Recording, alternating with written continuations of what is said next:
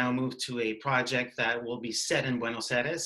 So as I mentioned, San Sebastian is about to begin, or has begun. And they have a lot of market things. They have co-production elements there.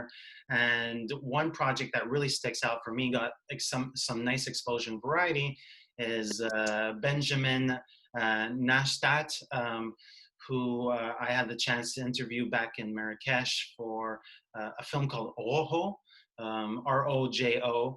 And that actually had got a lot of critical buzz after it played at Venice. It also competed in TIFF's platform section, I believe it was 2 years back.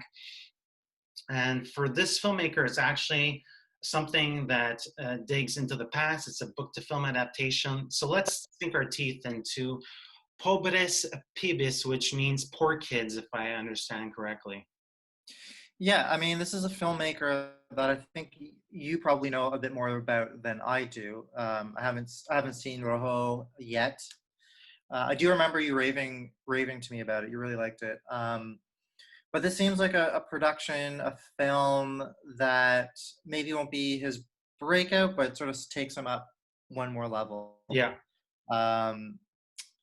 This is a thriller, sort of set in the 20s, and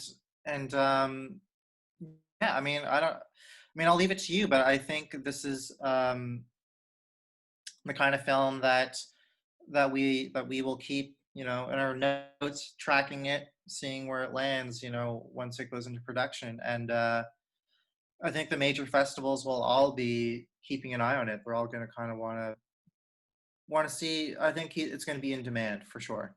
For sure. I appreciate, I don't know, I get a sense that whenever you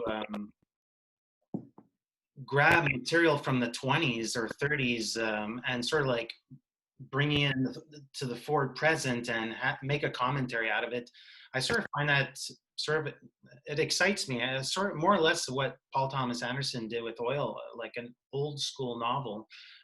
So just to like dig more into the project. So this takes place in Buenos Aires, and it's very much about a person that's sort of like stuck in a situation where he's out of funds, out of means, and he's sort of put in a catch-22 situation. And so it is thriller-esque, and I think Benjamin's a politicized filmmaker, and I think he's, as much as he's interested into culture and to literature and to current events, I think he's going to be able to do a mismatch with for him to really make a commentary on today's society and related to everything that we find in this book, and sort of like package not only a character study, but also a commentary on society, and do it with perhaps some more funds.